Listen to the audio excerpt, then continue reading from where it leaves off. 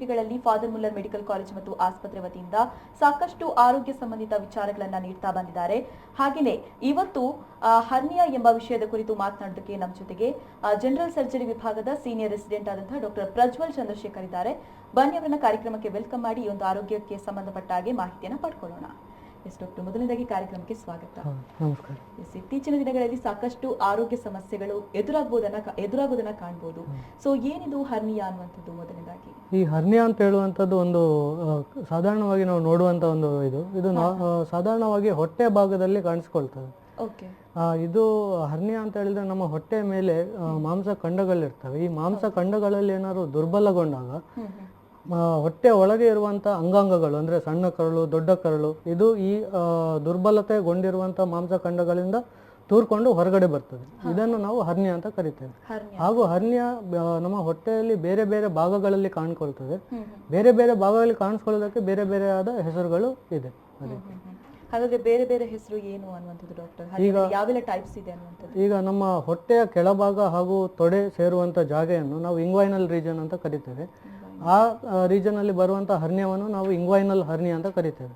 ಇದು ಅತಿ ಸಾಧಾರಣವಾಗಿ ಅತಿ ಸಾಮಾನ್ಯವಾಗಿ ಕಾಣುವಂತ ಹರ್ನಿಯಾ.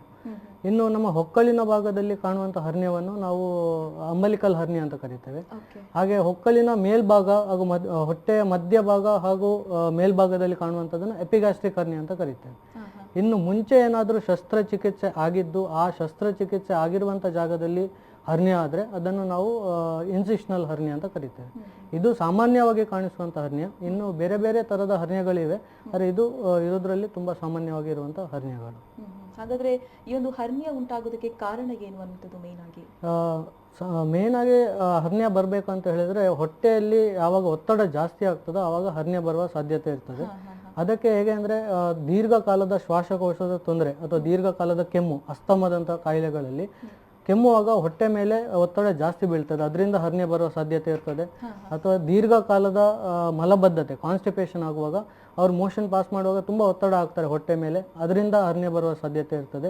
ಇನ್ನು ವಯಸ್ಸಾದವರಲ್ಲಿ ಪ್ರಾಸ್ಟೇಟ್ ಗ್ರಂಥಿ ದೊಡ್ಡದಾಗ್ತದೆ, ಅದರಿಂದ ಮೂತ್ರ ಮಾಡುವಾಗ ಅವರು ಒತ್ತಡ ಹಾಕಬೇಕಾಗ್ತದೆ. ಅಂಥ ಕಂಡೀಷನ್ ಇದ್ದಾಗ ಅವ್ರೇನಾದ್ರು ನಿರ್ಲಕ್ಷ್ಯ ಮಾಡಿದರೆ ಅದರಿಂದ ದೀರ್ಘಕಾಲದಿಂದ ಹಾಗೆ ಬಿಟ್ಟರೆ ಹೊಟ್ಟೆ ಮೇಲೆ ಒತ್ತಡ ಬಿದ್ದು ಹರ್ನಿಯಾ ಬರುವಂಥ ಚಾನ್ಸಸ್ ಇರ್ತದೆ. ಇದು ಎಲ್ಲ ಹೊಟ್ಟೆ ಮೇಲೆ ಒತ್ತಡ ಬೀಳುವಂಥ ಕಾರಣಗಳು. ಅದು ಬಿಟ್ಟು ಬೇರೆ ಅಂದರೆ ಜಾಸ್ತಿ ದಪ್ಪಗೆ ಇರುವವರು ಅಂದರೆ ಒಬೆಸಿಟಿ ಇರುವವರಲ್ಲಿ ಹರ್ನಿಯಾ ಬರುವ ಚಾನ್ಸಸ್ ಇರ್ತದೆ. ಈ ಕೊಬ್ಬಿನಾಂಶ ಮಾಂಸಖಂಡಗಳ ಮಧ್ಯದಲ್ಲಿ ಹೋಗಿ ಮಾಂಸಖಂಡಗಳನ್ನು ದುರ್ಬಲಗೊಳಿಸ್ತದೆ. ಇನ್ನು ಪ್ರೆಗ್ನೆನ್ಸಿಯಲ್ಲಿ ಅಂದರೆ ಗರ್ಭಿಣಿಯರಲ್ಲಿ ಹೊಟ್ಟೆ ತುಂಬ ದೊಡ್ಡದಾದಾಗ ಅದರಲ್ಲಿ ಮಾಂಸಖಂಡಗಳು ದುರ್ಬಲಗೊಳ್ತದೆ, ಅದರಿಂದ ಹರ್ನಿಯಾ ಆಗುವ ಚಾನ್ಸಸ್ ಇರ್ತದೆ. ಇನ್ನು ಸ್ಮೋಕಿಂಗ್, ಬೀಡಿ ಸಿಗರೇಟ್ ಎಳೆಯೋರು ಅವರಿಗೇನು ಮಾಂಸಖಂಡಗಳು ದುರ್ಬಲಗೊಳ್ತದೆ. ಇವೆಲ್ಲ ಸಾಧಾರಣವಾಗಿ ಎಕ್ವೈರ್ಡ್ ಕಂಡೀಷನ್ಸ್ ಅಂತ ಹೇಳ್ತೇವೆ, ಅಂದರೆ ಬೆಳೀತಾ ಬೆಳೀತಾ ನಮ್ಮ ಜೀವನ ಶೈಲಿ ಅಥವಾ ನಮಗೆ ಬರೋ ತೊಂದರೆಗಳಿಂದ ಬರುವಂಥ ಹರ್ನಿಯಾ. ಇನ್ನು ಕಂಜನೈಟಲ್ ಹರ್ನಿಯಾ ಅಂದರೆ ಹುಟ್ಟುವಾಗಲೇ ಬರುವಂಥ ಹರ್ನಿಯಾಗಳಿರ್ತವೆ. ನಮ್ಮ ಮಾಂಸಖಂಡಗಳಲ್ಲಿ ಕೆಲವು ಜಾಗಗಳಲ್ಲಿ ದುರ್ಬಲತೆಗಳು ಹುಟ್ಟುವಾಗಲೇ ಇರ್ತವೆ, ಅದು ಬೆಳೀತಾ ಬೆಳೀತಾ ಗಟ್ಟಿ ಆಗ್ತದೆ, ಹುಟ್ಟಿ ಸ್ವಲ್ಪ ದಿನದಲ್ಲೇ ಗಟ್ಟಿ ಆಗ್ತದೆ. ಒಂದು ವೇಳೆ ಅದು ಗಟ್ಟಿ ಆಗಲಿಲ್ಲ ಆದರೆ ಅಲ್ಲಿ ಹರ್ನಿಯಾ ಬರುವಂಥ ಸಾಧ್ಯತೆ ಇರ್ತದೆ. ಇದಕ್ಕೆ ನಾವು ಕಂಜನೈಟಲ್ ಹರ್ನಿಯಾ ಅಂತ ಕರಿತೇವೆ. ಇದು ಬೇರೆ ಬೇರೆ ಕಾರಣಗಳು. ಹಾಗಾದ್ರೆ ಹರ್ನಿಯಾ ಬಂದಿದೆ ಅನ್ನುವಂಥದ್ದು ನಮಗೆ ಹೇಗೆ ಗೋಚರ ಆಗುತ್ತೆ? ಇದರ ಲಕ್ಷಣಗಳೇನು ಅನ್ನುವಂಥದ್ದು? ಈಗ ಸಾಧಾರಣವಾಗಿ ಹರ್ನಿಯಾ ಅಂತ ಈ ಯಾವುದೇ ಜಾಗದಲ್ಲಿ ಬಂದ್ರೆ ಮೊದಲನೇದಾಗಿ ಒಂದು ಗಂಟು ಕಾಣಿಸ್ಕೊಳುತ್ತೆ ಅಥವಾ ಗೆಡ್ಡೆ ತರ ಕಾಣಿಸ್ಕೊಳ್ತದೆ. ಈ ಗೆಡ್ಡೆ ಯಾವಾಗ ಸಾಧ್ಯತೆ ಇರ್ತದೆ ಅಥವಾ ಇದು ಕರಳುಗಳು ಏನಾದ್ರು ಬ್ಲಾಕ್ ಆದ್ರೆ ಅದರಿಂದ ನೋವು ಬರುವಂತ ಸಾಧ್ಯತೆ ಇರುತ್ತೆ. ಇದು ಸಾಧಾರಣವಾಗಿ ಕಾಣಿಸ್ಕೊಳ್ಳುವಂತ ಲಕ್ಷಣ ಹರ್ನಿಯಾ. ಎಸ್ ಡಾಕ್ಟರ್, ಆಗ್ಲೇ ಮಾತನಾಡ್ತಾ ಹೇಳಿದ್ರಿ ಇಂಗ್ವಿನಲ್ ಹರ್ನಿಯಾ ಅಂತ, ಸೊ ಈ ಬಗ್ಗೆ ಹೇಳೋದಾದ್ರೆ ಡಾಕ್ಟರ್? ಇಂಗ್ವೈನಲ್ ಹರ್ನಿಯಾ ಅಂತ ಈಗಾಗಲೇ ಹೇಳಿದ್ದೇನೆ ನಾನು. ಹೊಟ್ಟೆಯ ಕೆಳಭಾಗ ಹಾಗೂ ನಮ್ಮ ತೊಡೆ ಸೇರುವಂಥ ಜಾಗವನ್ನು ಇಂಗ್ವೈನಲ್ ರೀಜನ್ ಅಂತ ಕರಿತೇವೆ. ಸೊ ಅಲ್ಲಿ ಏನಾದರೂ ಹರ್ನಿಯಾ ಬಂದರೆ ಇಂಗ್ವೈನಲ್ ಹರ್ನಿಯಾ ಅಂತ ಕರಿತೇವೆ. ಸೊ ಇದು ಸಾಮಾನ್ಯವಾಗಿ ಹುಟ್ಟುವ ಮಕ್ಕಳಲ್ಲೂ ಕಾಣಿಸ್ಕೊಳ್ಬೋದು, ಮಧ್ಯ ವಯಸ್ಕರಲ್ಲೂ ಕಾಣಿಸ್ಕೊಳ್ಬೋದು, ವಯಸ್ಕರಲ್ಲೂ ಕಾಣಿಸ್ಕೊಳ್ಬೋದು. ಇನ್ನು ನಾವು ಸಣ್ಣದಿರುವಾಗ ಅಂದರೆ ಹೊಟ್ಟೆಯಲ್ಲಿ ಗರ್ಭದಲ್ಲಿ ಇರುವಾಗ ನಮ್ಮ ಹೊಟ್ಟೆಯಿಂದ ಇಂಗ್ವೈನಲ್ ರೀಜನ್ಗೆ ಒಂದು ಕನೆಕ್ಷನ್ ಇರ್ತದೆ. ಅದು ಹುಟ್ಟಿದ ಕೂಡಲೇ ಅದು ಮುಚ್ಚಿ ಹೋಗ್ತದೆ. ಒಂದು ವೇಳೆ ಇದು ಮುಚ್ಚಿ ಹೋಗದೇ ಇದ್ರೆ ಇದರಿಂದ ಕರಳುಗಳು ಅದರ ಒಳಗೆ ತೂರ್ಕೊಂಡು ಹೋಗುವಂತ ಸಾಧ್ಯತೆ ಇರ್ತದೆ.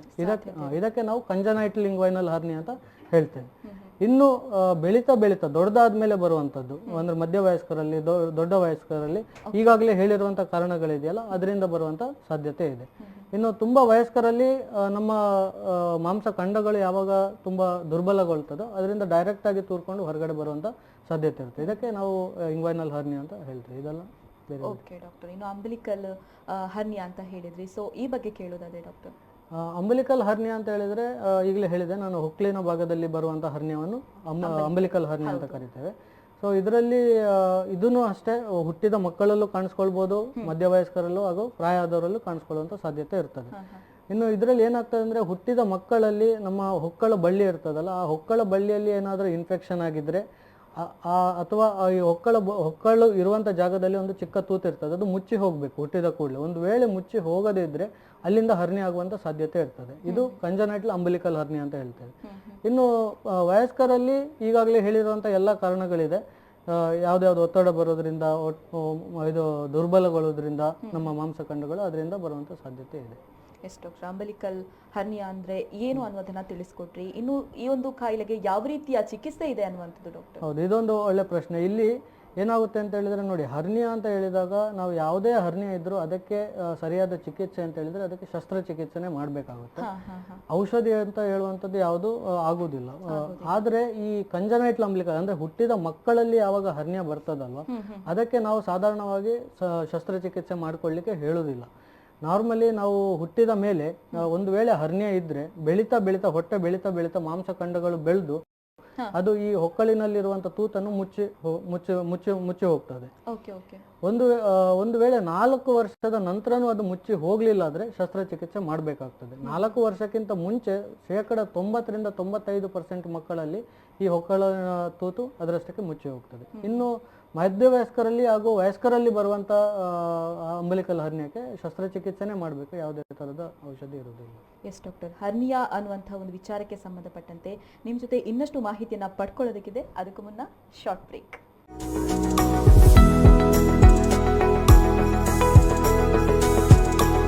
ಫಾದರ್ ಮುಲ್ಲರ್ ಮೆಡಿಕಲ್ ಕಾಲೇಜ್ ಮತ್ತು ಆಸ್ಪತ್ರೆ ಅರ್ಪಿಸುವಂತಹ ಆರೋಗ್ಯ ಕಿರಣ ವಿಶೇಷ ವೈದ್ಯಕೀಯ ಸಂವಾದ ಕಾರ್ಯಕ್ರಮಕ್ಕೆ ಮತ್ತೊಮ್ಮೆ ಸ್ವಾಗತ. ಎಸ್ ಡಾಕ್ಟರ್, ಹರ್ನಿಯಾ ಅನ್ನುವಂತಹ ಒಂದು ವಿಚಾರಕ್ಕೆ ಸಂಬಂಧಪಟ್ಟಂತೆ ಸಾಕಷ್ಟು ಮಾಹಿತಿಯನ್ನ ನೀಡ್ತಾ ಇದ್ರಿ. ಇನ್ನು ಇನ್ಸಿಷನಲ್ ಹರ್ನಿಯಾ ಅಂದ್ರೆ ಏನು, ಹಾಗೇನೆ ಯಾವ ಶಸ್ತ್ರಚಿಕಿತ್ಸೆಯ ಬಳಿಕ ಇದು ಕಾಣಿಸಿಕೊಳ್ಳುತ್ತೆ ಅನ್ನುವಂಥದ್ದು ಡಾಕ್ಟರ್? ಈಗ ಇನ್ಸಿಷನಲ್ ಹರ್ನಿಯಾ ಅಂದ್ರೆ ಈಗಾಗಲೇ ಹೇಳಿದಾಗೆ ಮುಂಚೆ ಏನಾದರೂ ಶಸ್ತ್ರಚಿಕಿತ್ಸೆ ಆಗಿದ್ದು ಅದೇ ಜಾಗದಲ್ಲಿ ಏನಾದ್ರು ಹರ್ನಿಯಾ ಬಂದ್ರೆ ಅದಕ್ಕೆ ಇನ್ಸಿಷನಲ್ ಹರ್ನಿಯಾ ಅಂತ ಕರೀತಾರೆ. ಸೊ ಇದು ಸರ್ವೇ ಸಾಮಾನ್ಯವಾಗಿ ತುಂಬಾ ಸಾಮಾನ್ಯವಾಗಿ ಕಾಣಿಸ್ಕೊಳ್ಳುವಂಥದ್ದು ಏನಾದರೂ ಮುಂಚೆ ಗರ್ಭಕೋಶದ ಆಪರೇಷನ್ ಆಗಿದ್ರೆ ಅಥವಾ ಸಿಸೇರಿಯನ್ ಸೆಕ್ಷನ್ ಆಪರೇಷನ್ ಆಗಿದೆ, ಇದರಲ್ಲಿ ತುಂಬಾ ಸಾಧಾರಣವಾಗಿ ಈ ಹರ್ನಿಯಾ ಕಾಣಿಸ್ಕೊಳ್ತದೆ. ಖಾಲಿ ಇದು ಮಾತ್ರ ಅಲ್ಲ, ಬೇರೆ ಯಾವುದೇ ಶಸ್ತ್ರಚಿಕಿತ್ಸೆ ಆಗಿದ್ರೆ, ಅಪೆಂಡಿಕ್ಸ್ ನ ಶಸ್ತ್ರಚಿಕಿತ್ಸೆ ಆಗಿರ್ಬೋದು, ಗಾಲ್ ಬ್ಲಾಡರ್ ಆಗಿರ್ಬೋದು, ಹೊಟ್ಟೆಯಲ್ಲಿ ಅಲ್ಸರ್ ಆಗಿ ಅದರಲ್ಲಿ ತೂತಾಗಿದ್ದಕ್ಕೋಸ್ಕರ ಶಸ್ತ್ರಚಿಕಿತ್ಸೆ ಮಾಡಿದ್ದಾಗಿರ್ಬೋದು, ಅದರಲ್ಲೂ ಕಾಣಿಸ್ಕೊಳ್ತದೆ. ಹಾಗೂ ಮುಂಚೆ ಏನಾದರೂ ಇದು ಹೊಕ್ಕಳಿನಲ್ಲಿ ಹರ್ನಿಯಾ ಆಗಿ ಹೊಕ್ಕಳಿನ ಹರ್ನಿಯಾಕ್ಕೆ ಸರ್ಜರಿ ಮಾಡಿ ವಾಪಸ್ಸು ಅದರಲ್ಲಿ ಹರ್ನಿಯಾ ಆದರೆ ಅದಕ್ಕೂ ಇನ್ಸಿಷನಲ್ ಹರ್ನಿಯಾ ಅಂತ ನಾವು ಕರಿತೇವೆ. ಇದು ಬೇರೆ ಬೇರೆ ತರದ ಇನ್ಸಿಷನಲ್ ಹರ್ನಿಯಾಗಳು. ಓಕೆ, ಹಾಗಾದ್ರೆ ಈ ಒಂದು ಇನ್ಸಿಷನಲ್ ಹರ್ನಿಯಾ ಬರೋದಕ್ಕೆ ಕಾರಣ ಏನು ಅನ್ನೋದು ಡಾಕ್ಟರ್? ಇದಕ್ಕೆ ನಾವು ಏನ್ ಮಾಡ್ಬೇಕಂದ್ರೆ, ಈಗ ಇನ್ಸಿಷನಲ್ ಹರ್ನಿಯಾ ಅಂತ ಬಂದಾಗ ನಾವು ಸಾಧಾರಣವಾಗಿ ಅದರ ಮುಂಚಿನ ಶಸ್ತ್ರಚಿಕಿತ್ಸೆ ಬಗ್ಗೆ ಮಾಹಿತಿಯನ್ನು ಪಡ್ಕೊಳ್ತೇವೆ. ಮುಂಚಿನ ಶಸ್ತ್ರಚಿಕಿತ್ಸೆ ಮಾಡಿದಾಗ ಸಮಯದಲ್ಲಿ ಗಾಯದಲ್ಲಿ ಏನಾದರೂ ಸೋಂಕು ಅಥವಾ ಇನ್ಫೆಕ್ಷನ್ ಆಗಿದ್ರೆ ಆ ಗಾಯ ತುಂಬಾ ವೀಕ್ ಆಗಿರ್ತದೆ. ಸೊ ಅಲ್ಲಿ ಹರ್ನಿಯಾ ಆಗುವಂತ ಸಾಧ್ಯತೆ ತುಂಬಾ ಜಾಸ್ತಿ ಇರ್ತದೆ. ಇನ್ನೊಂದು ಅಂತ ಹೇಳಿದ್ರೆ, ಇನ್ಸಿಷನಲ್ ಹರ್ನಿಯಾದಲ್ಲಿ ನಾವು ಯಾವುದೇ ಒಂದು ಶಸ್ತ್ರಚಿಕಿತ್ಸೆ ಆದ ಮೇಲೆ ಈ ಮಾಂಸಖಂಡಗಳನ್ನು ಹತ್ತಿರ ತಂದು ಹೊಲಿಗೆ ಹಾಕ್ತೇವೆ. ಆ ಹೊಲಿಗೆ ಹಾಕುವ ಒಂದು ಟೆಕ್ನಿಕ್ಸ್ ಅಲ್ಲಿ ಏನಾದರೂ ಸ್ವಲ್ಪ ಏರುಪೇರುಗಳಾದ್ರೆ ಒಂದೊಂದ್ಸಲಿ ಆಗುವಂತ ಸಾಧ್ಯತೆ ಇರುತ್ತೆ. ಇನ್ನು ತುಂಬಾ ಪ್ರಮುಖವಾದ ಕಾರಣ ಅಂತ ಹೇಳಿದ್ರೆ, ಯಾವುದೇ ಒಂದು ಶಸ್ತ್ರಚಿಕಿತ್ಸೆ ಆದ ಮೇಲೆ ಹೊಟ್ಟೆಯ ಭಾಗದಲ್ಲಿ ನಾವು ಪೇಷಂಟ್ಗಳಿಗೆ ಕೆಲವು ಸಲಹೆಗಳನ್ನು ಕೊಡ್ತೇವೆ. ಅವರು ತುಂಬಾ ಭಾರವನ್ನು ಎತ್ತಬಾರ್ದು, ತುಂಬಾ ಒತ್ತಡವನ್ನು ಹೊಟ್ಟೆಯ ಮೇಲೆ ಬೀರಬಾರ್ದು, ಹೀಗೆಲ್ಲ ಹೇಳಿರ್ತೇವೆ. ಆದ್ರೆ ಅವರು ಇದನ್ನು ನಿರ್ಲಕ್ಷಿಸಿಕೊಂಡ್ರೆ ಇದರಿಂದ ಹರ್ನಿಯಾ ಆಗುವಂತ ಸಾಧ್ಯತೆ ಇರುತ್ತೆ. ಇದು ತುಂಬಾ ಪ್ರಮುಖವಾದಂತ ಕಾರಣ. ಇದು ಇನ್ಸಿಷನಲ್ ಹರ್ನಿಯಾ ಆಗ್ಲಿಕ್ಕೆ ತುಂಬಾ ಪ್ರಮುಖವಾದ ಕಾರಣ. ಎಸ್ ಡಾಕ್ಟರ್, ನೀವು ಆಗ್ಲೇ ಹೇಳಿದ್ರಿ ಹರ್ನಿಯಾ ಅನ್ನೋದಕ್ಕೆ ಔಷಧಿನೇ ಇಲ್ಲ, ಶಸ್ತ್ರಚಿಕಿತ್ಸೆ ಮಾಡ್ಬೇಕಾಗುತ್ತೆ ಅಂತ. ಸೊ ಶಸ್ತ್ರಚಿಕಿತ್ಸೆ ಮಾತ್ರ ಉಪಾಯನ ಅಥವಾ ಬೇರೆ ಏನಾದ್ರೂ ಇದೆಯಾ ಅನ್ನುವಂಥದ್ದು ಡಾಕ್ಟರ್? ಈಗ ನೋಡಿ, ಹರ್ನಿಯಾ ಅಂತ ಹೇಳುವಂಥದ್ದು ಒಂದು ಕಾಯಿಲೆ ಅಲ್ಲ. ಈಗ ಯಾವ್ದಾದ್ರು ಒಂದು ಕಾಯಿಲೆ ಅಥವಾ ಸೋಂಕು, ಇನ್ಫೆಕ್ಷನ್, ಉದಾಹರಣೆಗೆ ನೀವು ಟ್ಯೂಬರ್ಕ್ಯುಲೋಸಿಸ್ ಅಂತ ತಗೊಳ್ಳಿ, ಟಿಬಿ ಕಾಯಿಲೆ, ಇದಕ್ಕೆ ನೀವು ಔಷಧಿಯನ್ನು ಕೊಟ್ರೆ ಅದು ಸಂಪೂರ್ಣವಾಗಿ ವಾಸಿ ಆಗ್ತದೆ. ಇಲ್ಲಿ ಹರ್ನಿಯಾದಲ್ಲಿ ನಾನು ಈಗಾಗಲೇ ಹೇಳಿರುವಾಗ ಇದು ಮಾಂಸ ಖಂಡಗಳಲ್ಲಿ ದುರ್ಬಲಗೊಂಡು ನಮ್ಮ ಅಂಗಾಂಗಗಳು ಅದರಿಂದ ಹೊರಗಡೆ ತೂರ್ಕೊಂಡು ಬರುವಂತದ್ದು. ಸೊ ಇದಕ್ಕೆ ನಾವು ಯಾವುದೇ ಔಷಧಿ ಕೊಟ್ರೆ ಅದು ತೂರ್ಕೊಂಡು ಹೊರಗಡೆ ಬಂದಿರೋದನ್ನು ಒಳಗಡೆ ತಳ್ಳಿಕ್ಕೆ ಆಗುದಿಲ್ಲ. ಆದ ಕಾರಣ ಅದಕ್ಕೆ ಶಸ್ತ್ರಚಿಕಿತ್ಸೆನೆ ಮಾಡಬೇಕು. ಹಾಗೂ ಹೊರಗಡೆ ಬಂದದನ್ನು ಒಳಗಡೆ ತಳ್ಳಿ ಮಾಂಸಖಂಡಗಳಲ್ಲಿ ದುರ್ಬಲ ಇದ್ದದ್ದನ್ನು ನಾವು ಅದನ್ನು ಬಲಗೊಳಿಸಬೇಕು. ಆದ ಕಾರಣ ಇದಕ್ಕೆ ಶಸ್ತ್ರಚಿಕಿತ್ಸೆ ಬಿಟ್ರೆ ಬೇರೆ ಯಾವುದೇ ತರದ ಒಂದು ಚಿಕಿತ್ಸೆ ಇರುವುದಿಲ್ಲ. ಹಾಗಾದ್ರೆ ಹರ್ನಿಯಾಕ್ಕೆ ಶಸ್ತ್ರಚಿಕಿತ್ಸೆ ಅನ್ನುವಂಥದ್ದು ತುಂಬಾನೇ ಇಂಪಾರ್ಟೆಂಟ್ ಆಗುತ್ತೆ ಅಂತ ಹೇಳ್ತಾ ಇದ್ದೀರಿ. ಹೌದು. ಸೊ ಯಾವೆಲ್ಲ ಶಸ್ತ್ರಚಿಕಿತ್ಸೆ ಇದೆ ಅನ್ನುವಂಥದ್ದು ಡಾಕ್ಟರ್ ಹಾಗಾದ್ರೆ?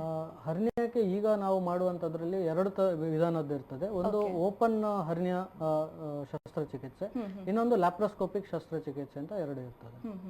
ಓಪನ್ ಹರ್ನಿಯಾ ಶಸ್ತ್ರಚಿಕಿತ್ಸೆ ಅಂದ್ರೆ ಏನು ಅನ್ನುವಂಥದ್ದು ಡಾಕ್ಟರ್? ಈ ಓಪನ್ ಹರ್ನಿಯಾ ಅಂತ ಹೇಳಿದ್ರೆ ಸಾಧಾರಣವಾಗಿ ಎಲ್ಲಿ ಹರ್ನಿಯಾ ನಮಗೆ ಕಾಣಿಸಿರ್ತದಲ್ಲ ಆ ಜಾಗದಲ್ಲಿ ನಾವು ಕಟ್ ಮಾಡಿ ಎಲ್ಲಿ ಯಾವ ಅಂಗಾಂಗಗಳು ಹೊರಗಡೆ ಬಂದಿರುತ್ತೋ ಅದನ್ನು ನಾವು ವಾಪಸ್ ಹೊಟ್ಟೆ ಒಳಗೆ ತಳ್ತೇವೆ.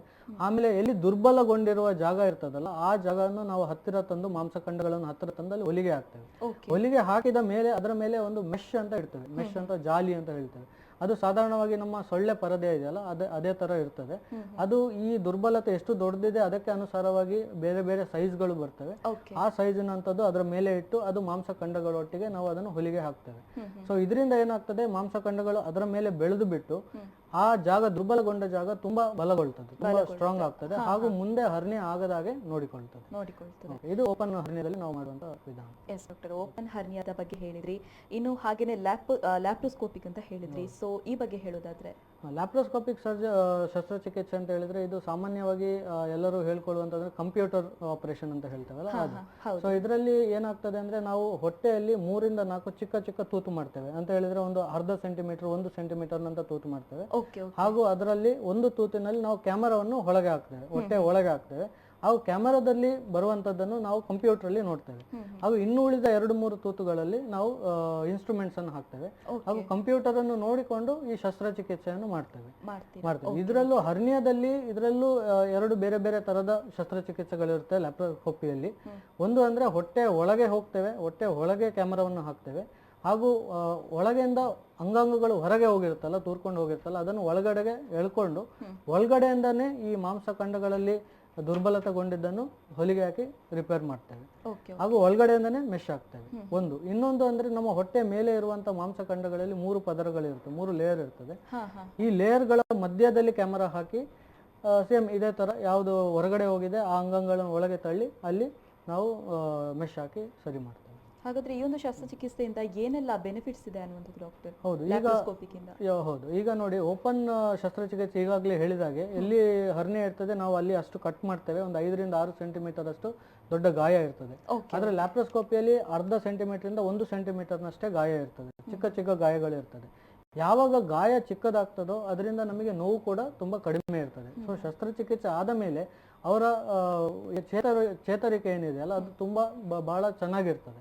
ಮಾರನೇ ದಿನನೇ ಅವರಿಗೆ ಎದ್ದು ನಡಿಲಿಕ್ಕೆ ಆಗ್ತದೆ, ಮಾರನೇ ದಿನನೇ ನಾವು ಡಿಸ್ಚಾರ್ಜ್ ಮಾಡ್ಬೋದು, ಮತ್ತು 1 ವಾರದಲ್ಲಿ ಅವರು ಹೋಗಿ ತಮ್ಮ ಕೆಲಸಗಳಿಗೆ ಸೇರ್ಬೋದು. ಹೌದು, ಇನ್ನು ದೊಡ್ಡ ಗಾಯ ಇದ್ರೆ ಇನ್ಫೆಕ್ಷನ್ ಸೋಂಕು ಆಗುವಂತ ಚಾನ್ಸಸ್ ಜಾಸ್ತಿ ಇರ್ತದೆ.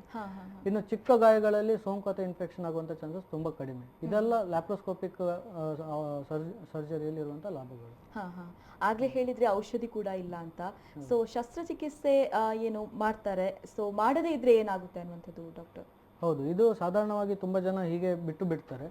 ಈ ಹರ್ನಿಯಾ ಮೊದಲನೇ ಹಂತದಲ್ಲಿ ಇದ್ದಾಗ ತುಂಬಾ ಚಿಕ್ಕದಾಗಿರ್ತದೆ. ನಾನು ಹೇಳಿದಾಗೆ ಅದು ಹೊರಗಡೆ ಬರ್ತದೆ, ಅದರಷ್ಟಕ್ಕೆ ಒಳಗಡೆ ಹೋಗ್ತದೆ, ಯಾವುದೇ ತರದ ನೋವಿರುವುದಿಲ್ಲ. ಅದಕ್ಕೋಸ್ಕರ ಅವರು ವೈದ್ಯರ ಹತ್ರ ಬರೋದಿಲ್ಲ. ಆದ್ರೆ ಇದನ್ನು ಹೀಗೆ ದೀರ್ಘಕಾಲದವರೆಗೆ ಹಾಗೆ ಬಿಟ್ರೆ ಈ ಅಂಗಾಂಗಗಳು ಏನು ದುರ್ಬಲತೆಯಿಂದ ಈಗ ಹೊರಗಡೆ ಬರ್ತಾ ಇರುತ್ತಲ್ಲ, ಫಸ್ಟ್ ಹೊರಗಡೆ ಬರುತ್ತೆ, ಒಳಗಡೆ ಹೋಗುತ್ತೆ. ಆದ್ರೆ ಹೋಗ್ತಾ ಹೋಗ್ತಾ ಈ ಹೊರಗಡೆ ಬಂದದ್ದು ಮಾಂಸಖಂಡಗಳ ಜೊತೆ ಅಂಟ್ಕೊಳ್ತದೆ.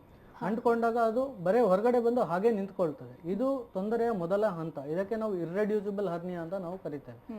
ಇನ್ನು ಈ ಸಂದರ್ಭದಲ್ಲಿ ಆದಷ್ಟು ಬೇಗ ಶಸ್ತ್ರಚಿಕಿತ್ಸೆ ಮಾಡಿಕೊಳ್ಳಲೇಬೇಕು. ಒಂದು ವೇಳೆ ಇನ್ನೂ ಹಾಗೆ ಬಿಟ್ರೆ ಹೊರಗಡೆ ಬಂದಿರುವಂತ ಕರಳುಗಳು ಬ್ಲಾಕ್ ಆಗುವಂತ ಚಾನ್ಸಸ್ ಇರ್ತದೆ. ಅದಕ್ಕೆ ನಾವು ಅಬ್ಸ್ಟ್ರಕ್ಟೆಡ್ ಹರ್ನಿಯಾ ಅಂತ ಕರೀತೇವೆ. ಹಾಗೂ ಇನ್ನೂ ಹಾಗೆ ಬಿಟ್ರೆ ಕೆಲವೊಮ್ಮೆ ಏನಾಗ್ತದೆ, ಈ ಕರಳುಗಳಿರುತ್ತಲ್ಲ ಅದಕ್ಕೆ ರಕ್ತ ಸಂಚಾರನು ಕಂಪ್ಲೀಟ್ ಆಗಿ ಸ್ಟಾಪ್ ಆಗ್ತದೆ. ಇದರಿಂದ ಗ್ಯಾಂಗ್ರೀನ್ ಆಗುವಂತ ಚಾನ್ಸಸ್ ಇರುತ್ತೆ ಕರಳುಗಳು. ಇದಕ್ಕೆ ನಾವು ಸ್ಟ್ರಾಂಗ್ಯುಲೇಟೆಡ್ ಹರ್ನಿಯಾ ಅಂತ ಕರಿತೇವೆ. ಇದೆಲ್ಲ ಹಾಗೆ ಬಿಟ್ರೆ ಆಗುವಂತ ತೊಂದರೆಗಳು. ಎಸ್ ಡಾಕ್ಟರ್, ಈಗಲೇ ಮಾತಾಡ್ತಾ ಹೇಳಿದ್ರಿ ಅಬ್ಸ್ಟ್ರಕ್ಟೆಡ್ ಹರ್ನಿಯಾ ಅಂತ. ಸೊ ಈ ಬಗ್ಗೆ ಹೇಳೋದಾದ್ರೆ ಏನೆಲ್ಲ ಆಗುತ್ತೆ ಇದರಲ್ಲಿ ಅನ್ನುವಂಥದ್ದು ಡಾಕ್ಟರ್? ಅಬ್ಸ್ಟ್ರಕ್ಟೆಡ್ ಹರ್ನಿಯಾ ಅಂದ್ರೆ ಅದೇ ಈಗ ಕರಳುಗಳು ಹೊರಗಡೆ ಬಂದು ಈ ಮಾಂಸಖಂಡಗಳು ಅದರ ಮೇಲೆ ಪ್ರೆಷರ್ ಹಾಕಿ ಅದನ್ನು ಕಂಪ್ಲೀಟ್ ಬ್ಲಾಕ್ ಮಾಡ್ತದೆ. ಯಾವಾಗ ಕರಳುಗಳು ಕಂಪ್ಲೀಟ್ ಬ್ಲಾಕ್ ಆಗ್ತದೋ ಹೊಟ್ಟೆ ಉಬ್ಬರಿಸಲಿಕ್ಕೆ ಶುರು ಆಗ್ತದೆ, ಹಾಗೂ ವಾಂತಿ ಶುರು ಆಗ್ತದೆ, ತೀವ್ರ ರೀತಿಯ ಮಲಬದ್ಧತೆ ಶುರು ಆಗ್ತದೆ. ಇಂಥ ಸಂದರ್ಭದಲ್ಲಿ ತುರ್ತು ಶಸ್ತ್ರಚಿಕಿತ್ಸೆ ಮಾಡಬೇಕು. ಎಮರ್ಜೆನ್ಸಿಯಲ್ಲಿ ಅವಾಗಲೇ ಮಾಡಬೇಕು. ಎಷ್ಟು ಬೇಗ ಆಗ್ತದೆ ಅಷ್ಟು ಬೇಗ ಮಾಡಬೇಕು. ಅದರಲ್ಲಿ ಡಿಲೇ ಮಾಡಿದ್ರೆ ಜೀವಕ್ಕೂ ಅಪಾಯ ಆಗುವಂತ ತೊಂದರೆ ಇರುತ್ತೆ. ಡಾಕ್ಟರ್, ಈ ಬಗ್ಗೆ ಇನ್ನಷ್ಟು ಮಾತನಾಡೋಣ. ಅದಕ್ಕೂ ಮುನ್ನ ಶಾರ್ಟ್ ಬ್ರೇಕ್.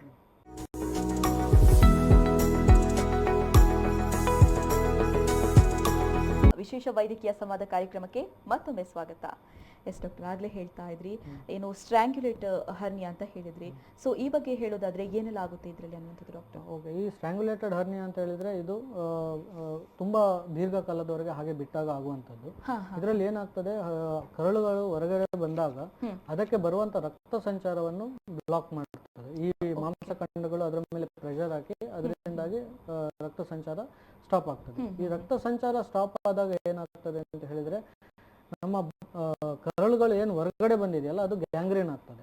ಇನ್ನು ಈ ಗ್ಯಾಂಗ್ರೀನ್ ಆದ್ಮೇಲೆ ಈ ಗ್ಯಾಂಗ್ರೀನ್ ಇಂದ ಹಲವಾರು ವಿಷ ಪದಾರ್ಥಗಳು ಬರ್ತದೆ. ಈ ವಿಷ ಪದಾರ್ಥಗಳು ಯಾವಾಗ ರಕ್ತಕ್ಕೆ ಹೋಗಿ ಸೇರಿಕೊಳ್ತಾರೋ ಇದು ನಮ್ಮ ಜೀವಕ್ಕೆ ಅಪಾಯ ಆಗುವಂತ ತೊಂದರೆ ಇರ್ತದೆ, ಹಾಗೂ ಸಾವನ್ನು ತಂದು ಕೊಡುವಂತ ಒಂದು ಸಾಧ್ಯತೆ ಇರ್ತದೆ. ಸೊ ಇಂಥ ಒಂದು ಕಂಡೀಷನ್ ಬಂದಾಗ ನಾವು ವಿದಿನ್ 6 hours 6 ಗಂಟೆ ಒಳಗೆ ಅಥವಾ ಇನ್ನೂ ಬೇಗನೆ ಇದಕ್ಕೆ ಶಸ್ತ್ರಚಿಕಿತ್ಸೆ ಮಾಡಬೇಕಾಗ್ತದೆ, ಇಲ್ಲಾಂದ್ರೆ ಜೀವಕ್ಕೆ ತೊಂದರೆ ಆಗುವಂತ ಸಾಧ್ಯತೆ.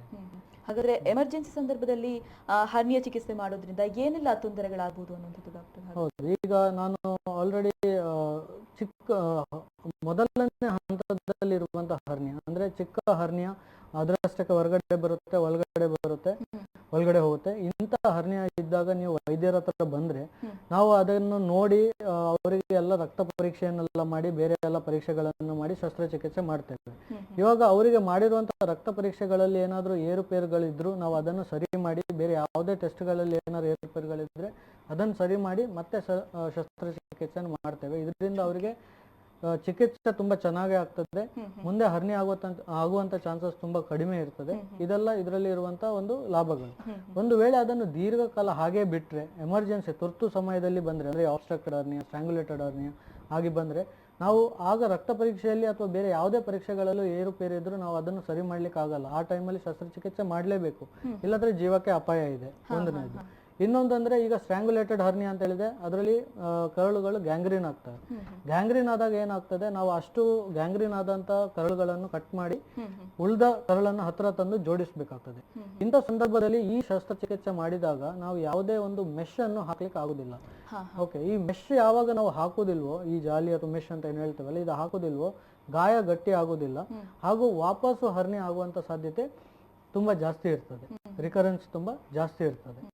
ಆದ ಕಾರಣ ಇದೆಲ್ಲ ನಾವು ಎಮರ್ಜೆನ್ಸಿ ಸಿಚುವೇಶನ್ ಅಲ್ಲಿ ಮಾಡುವಾಗ ಇರುವಂತ ತೊಂದರೆಗಳು ಅಂತ ಹೇಳಿದ್ರೆ ಜೀವಕ್ಕೆ ಅಪಾಯ ಇರ್ತದೆ, ವಾಪಸ್ ಹರ್ನಿಯಾ ಆಗುವ ಸಾಧ್ಯತೆ ಇರ್ತದೆ. ಇವೆಲ್ಲ ಮತ್ತೆ ಇನ್ನು ಹೇಳಿದಾಗೆ ಶಸ್ತ್ರಚಿಕಿತ್ಸೆ ನಂತರ ಸರಿಯಾಗಿ ಏನಾದ್ರು ನಿರ್ಲಕ್ಷ್ಯ ಮಾಡಿಕೊಂಡ್ರೆ, ಜಾಸ್ತಿ ಭಾರ ಎತ್ತಿದ್ರೆ ಅದರಿಂದ ವಾಪಸ್ ಬರುವಂತ ಸಾಧ್ಯತೆ ಇದೆ ಇರ್ತದೆ. ಎಸ್ ಡಾಕ್ಟರ್, ಹಾಗಾದ್ರೆ ಹರ್ನಿಯಾ ಸರ್ಜರಿ ಆದ ನಂತರ ಬಾರದೇ ಇರೋದಕ್ಕೆ ಏನಾದ್ರು ಮುಂಜಾಗ್ರತೆ ಕ್ರಮಗಳಿದೆಯಾ, ಹೇಗೆ? ಹೌದು, ಈಗಾಗಲೇ ಹೇಳಿರುವ ಹಾಗೆ ಮುಂಜಾಗ್ರತೆ ಅಂದ್ರೆ ಯಾವುದೇ ಭಾರ ಎತ್ತಬಾರ್ದು. ಒಂದು ಕಡಿಮೆಯಲ್ಲಿ 2 ರಿಂದ 3 ತಿಂಗಳಿನವರೆಗೆ ಯಾವುದೇ ತರದ ಭಾರ ಎತ್ತಬಾರ್ದು, ಯಾವುದೇ ತರದ ಹೊಟ್ಟೆಗೆ ಒತ್ತಡ ಬೀಳುವಾಗೆ ಮಾಡಬಾರ್ದು. ಇನ್ನೊಂದು ಒತ್ತಡ ಬೀಳುದಂದ್ರೆ ಏನಾದ್ರು ದೀರ್ಘಕಾಲದ ಕೆಮ್ಮು ಇದ್ರೆ ಅಥವಾ ಮಲಬದ್ಧತೆ ಇದ್ರೆ ಅದನ್ನು ಆಗ್ಲೇ ಅದಕ್ಕೆ ಚಿಕಿತ್ಸೆ ತಕೊಳ್ಬೇಕು. ಮಲಬದ್ಧತೆ ಇದ್ರೆ ಅವರು ಜಾಸ್ತಿ ಆಹಾರ, ಇದು ಫ್ರೂಟ್ಸ್, ವೆಜಿಟೇಬಲ್ಸ್ ಇದನ್ನೆಲ್ಲ ಜಾಸ್ತಿ ತಗೊಳ್ಬೇಕು. ಮತ್ತೆ ಏನಾದ್ರು ಮೂತ್ರದ ತೊಂದರೆ ಬಂದ್ರೆ, ಮೂತ್ರದಲ್ಲಿ ಒತ್ತಡ ಬಂದ್ರೆ ಅದಕ್ಕೆ ಆವಾಗಲೇ ಚಿಕಿತ್ಸೆ ತಗೊಳ್ಬೇಕಾಗ್ತದೆ.